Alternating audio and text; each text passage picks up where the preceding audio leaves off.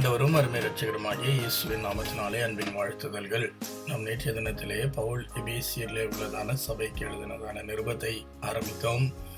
முதல் 3 அதிகாரங்களிலே நாம் பார்த்த பொழுது பவுல் எப்படியாக எபேசு சபைக்கு அறிவுரை கூறுகிறார் என்பதை பார்த்தோம். முக்கியமாக யூதர்களுடைய இரட்சிப்பிலேயும் பிரஜாதியாருடைய இரட்சிப்பிலேயும் வித்தியாசம் இல்லை என்பதை பவுல் அழகாக விவரித்து கூறியதை நாம் பார்த்தோம்.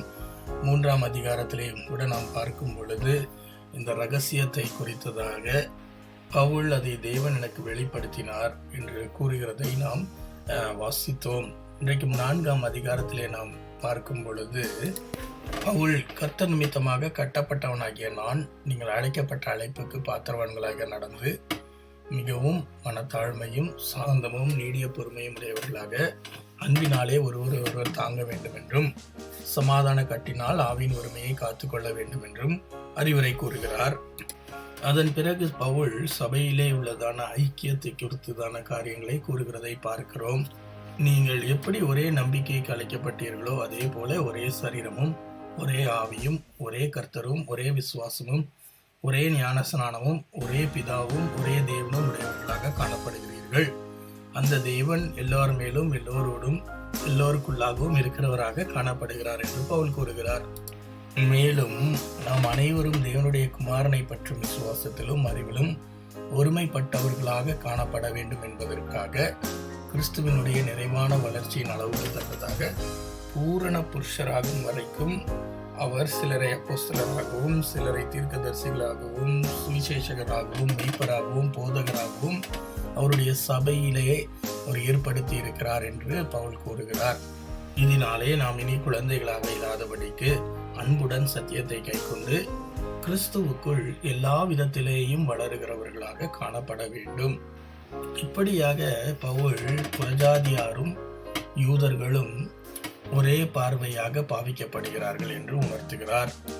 இதனாலே மற்ற புறஜாதிகளைப் போல வீணான சிந்தனையிலே நடக்காதபடிக்கு எச்சரிக்கையாயிருக்க வேண்டும் என்று கூறுகிற பவுல் அவர்கள் அப்படி நடந்து புத்தியிலே அந்தகாரப்பட்டு இருதயத்திலே கடினமாக்கி கொண்டு அறியாமையினாலே தேவனுடைய ஜீவனுக்கு அந்நியராக காணப்படுகிறார்கள். உணர்வில்லாதவர்களாக அசுத்த காரியங்களை செய்கிறார்கள். சரீரத்தை காம விகாரத்திற்கு ஒப்புக் கொடுக்கிறார்கள். நீங்களோ இவ்விதமாக கிறிஸ்துவை கற்றுக்கொள்ளவில்லை. இயேசுவின் இடத்தில் உள்ள சத்தியத்தின்படியே நீங்கள் அவரிடத்திலே கேட்டிருந்து அவராலே போதிக்கப்பட்டீர்கள். இதனாலே முந்தின அவயவங்களை நீங்கள் களைந்து போட வேண்டும். உங்கள் உள்ளத்திலே புதிதான ஆவியுள்ளவர்களாக மாற வேண்டும். மெய்யான நீதியிலும் பரிசுத்தத்திலும் தேவனுடைய சாயலாக சிருஷ்டிக்கப்பட்ட புதிய மனிதனை தரித்து கொள்ள வேண்டும் என்று பவுல் ஆலோசனை கூறுகிறார். நீங்கள் கோபம் கொண்டாலும் பாவம் செய்யாதிருங்கள். சூரியன் அஸ்தமிப்பதற்கு முன்பாக உங்கள் எரிச்சல் தனியே கடவது.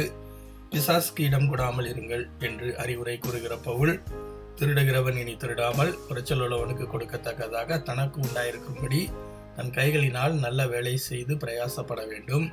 கெட்ட வார்த்தை ஒன்றும் உங்கள் வாயிலிருந்து புறப்படக்கூடாது. பக்தி விருத்திக்கு ஏதுவான நல்ல வார்த்தைகள் உண்டாகிறதுனாலே கேட்கிறவர்களுக்கு பிரயோஜனம் உண்டாகும். அதனாலே அப்படிப்பட்ட வார்த்தைகளை பேசுங்கள். அன்றியும் நீங்கள் மீட்கப்படும் நாளுக்கென்று முத்திரையாக பெற்ற தேவனுடைய பரிசுத்த ஆவியை துக்கப்படுத்தாதிருங்கள். சகல விதமான கசப்பும் கோபமும் மூர்க்கமும் கூக்குரலும் தூஷணமும் மற்ற எந்த துர்க்குணமும் உங்களை விட்டு நீங்க வேண்டும் என்று பவுல் அவர்களுக்கு அறிவுரை கூறுகிறார். மாத்திரமல்ல, ஒருவருக்கொருவர் தயவாயும் மன உருக்கமாயும் இருந்து கிறிஸ்துவுக்குள் தேவன் உங்களை மன்னித்தது போல நீங்களும் ஒருவரை ஒருவர் மன்னிக்க வேண்டும் என்று பவுல் கூறுகிறதை நாம் பார்க்கிறோம். 5ஆம் அதிகாரத்திற்குள் வருவோம் என்றால் பவுல் நீங்கள் பிரியமான பிள்ளைகளாக தேவனை பற்றுகின்று கிறிஸ்து நமக்காக தம்மையே சுகந்த ஜீவ பலியாக ஒப்பு கொடுத்து நம்மிலே அன்பு கூர்ந்தது போல அன்பிலே நடக்க வேண்டும் என்று கூறுகிறார். 3ஆம் வசனத்திலிருந்து 5ஆம் வசனத்தை பார்க்கும் பொழுது பரிசுத்தவான்களுக்கு ஏற்றபடி வேசித்தனம் அசுத்தம் பொருளாசை ஒன்றும் உங்களிலே காணப்படக்கூடாது. வம்பும் புத்திமீனமான பேச்சும் பரியாசமும் உங்களுக்கு தகாதவைகள். சோத்திரம் செய்தலே தகும். விபச்சாரக்காரனாவது அசுத்தனாவது விக்கிராதனைக்காரனாவது பொருளாசைக்காரனாவது தேவனுடைய ராஜ்யத்திலே சுதந்திரம் அடைவதில்லை என்று சொல்லி பவுல் கூறுகிறார். இப்படி இருக்கும் பொழுது கீழ்ப்படியாமையின் பிள்ளைகள் மேல் தேவ கோபாக்கனை வரும். ஒருவனும் உங்களை வீண் வார்த்தைகளினாலே மோசம் போக்காதபடிக்கு எச்சரிக்கையாயிருங்கள் என்று பவுல் கூறிக்கொண்டு அவர்களோடு நீங்கள் பங்கு அளிக்கிறவர்களாக காணப்படாதிருங்கள் என்று சொல்லி, நீங்கள் முன்பு அந்தகாரத்தில் இருந்தீர்கள், இப்பொழுதோ கர்த்தருடைய வெளிச்சத்திலே நடக்கும்படியாக வெளிச்சத்தின் பிள்ளைகளாக காணப்படுகிறீர்கள். ஆவியின் கனி சகல நற்குணத்திலும் நீதியிலும் உண்மையிலும் விருங்கும். கர்த்தருக்கு பிரியமானது என்னது என்று சோதித்து பார்த்து அதிலே நடங்கள்.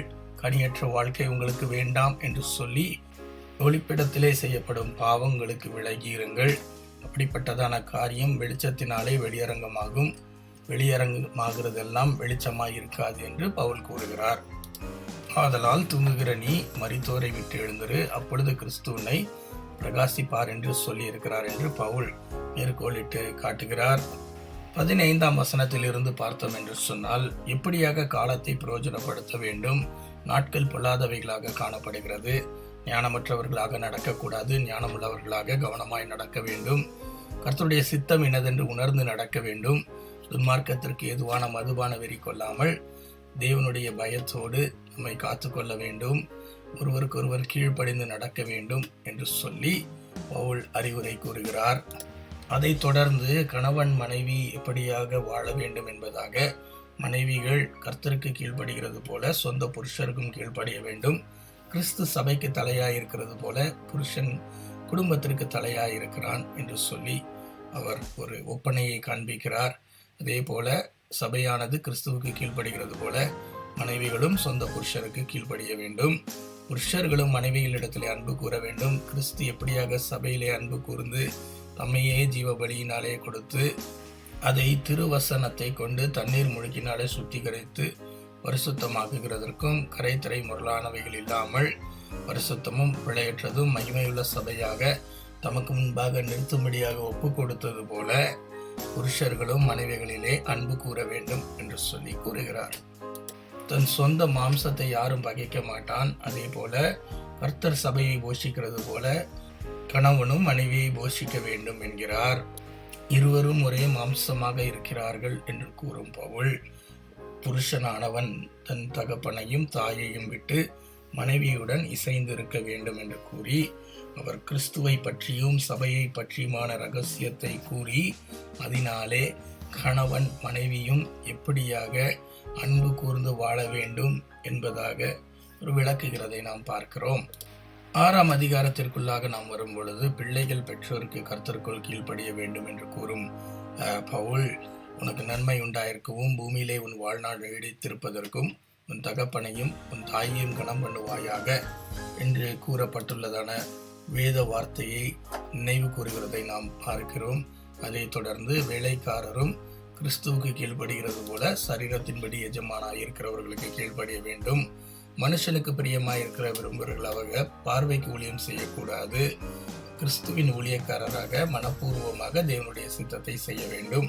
அடிமையானவனானாலும் சுயாதீனமானவனானாலும் அவன் செய்கிற நன்மையின்படியே கர்த்தரிடத்தில் பலனை அடைவான் என்று பவுல் கூறுகிறார். அதனாலே மனுஷர் பார்க்க ஊழியம் செய்யாமல் கர்த்தருக்கென்று நல்மனதோടെ ஊழியம் செய்ய வேண்டும் என்று பவுல் உரைக்கிறார்.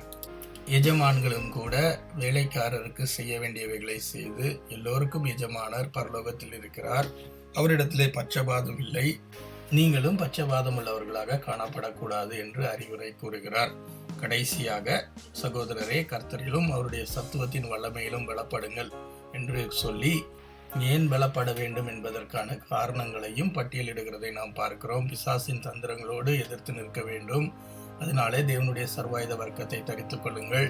நம்முடைய போராட்டம் மாம்சத்தோடும் இரத்தத்தோடும் அல்ல, துரைத்தனங்களோடும் அதிகாரங்களோடும் இப்பிரபஞ்சத்தின் அந்தகார லோகாதிபதிகளோடும் வானம் மண்டலத்தில் உள்ள பொல்லாத ஆவிகளின் சேனைகளோடும் நம்முடைய போராட்டம் காணப்படுகிறது. அவற்றை எதிர்த்து நிற்பதற்காக திராணி உள்ளவர்களாக வேண்டும். அதனாலே நீங்கள் தேவனுடைய சர்வாயுத வர்க்கத்தை தரித்து கொள்ளுங்கள் என்று பவுல் கட்டளையிடுகிறதை நாம் பார்க்கிறோம். இது மாத்திரமல்ல, சத்தியம் என்னும் கட்சியை அறையிலே கட்டி நீதி என்னும் மார்க்கவசத்தை தரித்து சமாதானத்தின் சுவிசேஷத்திற்குரிய ஆயத்தம் என்னும் பாதரட்சியை கால்களிலே தொடுத்து பொல்லாங்கன் எய்யும் அக்னி அஸ்திரங்களை அவித்து போடத்தக்கதாக எல்லாவற்றிற்கும் மேலாக விசுவாசம் என்னும் கேடகத்தை உயர்த்தி பிடித்து கொண்டு நிற்க வேண்டும். இரட்சணியம் என்னும் தலை சீராயை உடையவர்களாக, வேத வசனமாகிய ஆவியின் பட்டயத்தை எடுத்து கொண்டவர்களாக, எல்லா சமயத்திலேயும் சகலவித வேண்டுதலோடும் விண்ணப்பத்தோடும் ஆவியிலே ஜெபம் பண்ணி மிகுந்த மன உறுதியோடும் சகல பரிசுத்தவான்களுக்கு பண்ணும் வேண்டுதலிலும் விண்ணப்பங்களிலும் விழித்துக் கொள்ள வேண்டும் என்று பவுல் கூறுகிறார். பவுல் இந்த அதிகாரத்தை முடிக்கும் பொழுது, நிருபத்தையும் முடிக்கும் பொழுது, சுவிசேஷத்திற்காக சங்கிலியினாலே கட்டப்பட்டிருக்கிற நான் தைரியமாக பேசுகிறேன். என் வாயை திறந்து தைரியமாக சுவிசேஷத்தின் ரகசியத்தை அறிவிக்கிறதற்கு எனக்காக விண்ணப்பம் பண்ணுங்கள் என்று பவுல் சொல்லுகிறார். அது மாத்திரமல்ல, எனக்கு அடுத்த காரியங்கள், என்னுடைய சுக செய்திகளை உங்களிடத்திலே நமக்கு பிரியமான சகோதரனும் கர்த்தருக்குள் உண்மையான ஊழியக்காரனும் ஆகிய தீயுக்கு கொண்டு வருகிறான். நீங்கள் எங்கள் செய்திகளை அறியவும் அவன் உங்களுக்கு ஆறுதல் செய்யவும் அவனை அனுப்புகிறேன் என்பதாக சொல்லும் பவுல் அவர்களுக்கு வாழ்த்துதல்களை கூறி இந்த நிருபத்தை முடிக்கிறதை நாம் பார்க்கிறோம். பிரியமானவர்களே, இந்த வார்த்தைகள் உங்களுக்கு பிரயோஜனமாக இருந்திருக்கும் என்று சொல்லி நான் விசுவாசிக்கிறேன். நாளைக்கும் நாம் பவுல் பிலிப்பியருக்கு எழுதினதான நிருபத்தை தியானிப்போம். ஆண்டவர் இந்த வார்த்தைகளை நமக்கு ஆசீர்வதிப்பாராக. ஆமென்.